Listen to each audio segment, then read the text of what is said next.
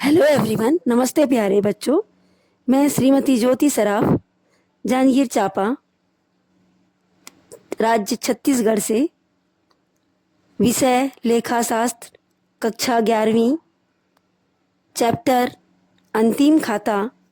आज हम देखेंगे अप्रत्यक्ष व्ययों के कुछ मदों का स्पष्टीकरण। पहला, संयुक्त रूप से दिए गए व्यय, जिसे हम ज्वाइंट एक्सपेंसेस कहते हैं।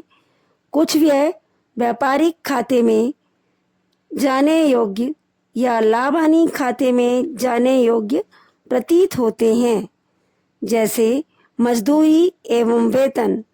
चूंकि इस मद में मजदूरी का उल्लेख पहले है, जो यह स्पष्ट करता है कि मजदूरी का प्रतिशत वेतन से अधिक है, अतः यह मद व्यापार खाते में प्रदर्शित किया जाएगा।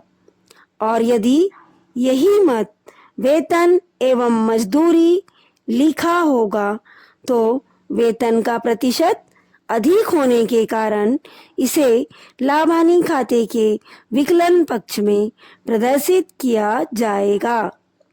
दूसरा, मैनेजर का वेतन। मैनेजर का संबंध निर्माण से तथा कार्यालय दोनों से होता है।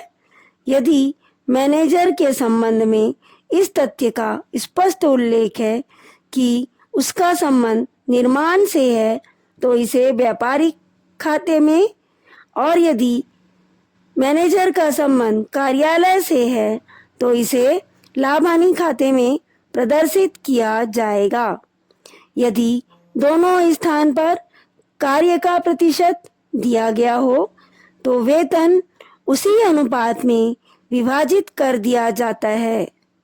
यदि कोई भी स्पष्टीकरण ना दिया गया हो तो इसे लाभ हानि खाते में ही प्रदर्शित किया जाएगा।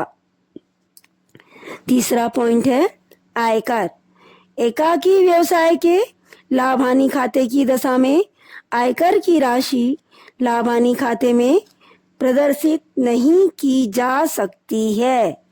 इसे व्यवसाय का व्यक्तिगत व्यय माना जाता है, अतः इसे आहरण में जोड़कर चिट्ठे के दायित्व पक्ष में पूंजी से घटाया जाता है। चौथा, विज्ञापन, जिसे हम एडवर्टाइजमेंट कहते हैं।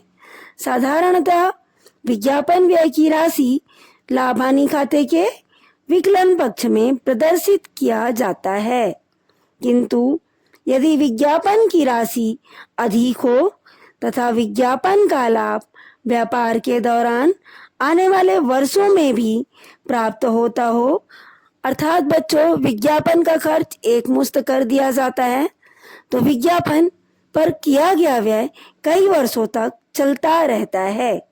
इसलिए यहाँ कहा गया है कि विज्ञापन का लाभ व्यापार के दौरान आने वाले वर्षों में भी प्राप्त होता है तो विज्ञापन व्यय का एक भाग लाभ हानि खाते में प्रदर्शित कर शेष भाग को चिट्ठे में पूर्वदत्त व्यय के रूप में लिखा जाता है, और धीरे धीरे विज्ञापन की राशि आने वाले वर्षों में लाभ हानि खाते के द्वारा अपलेखित किया जाता है।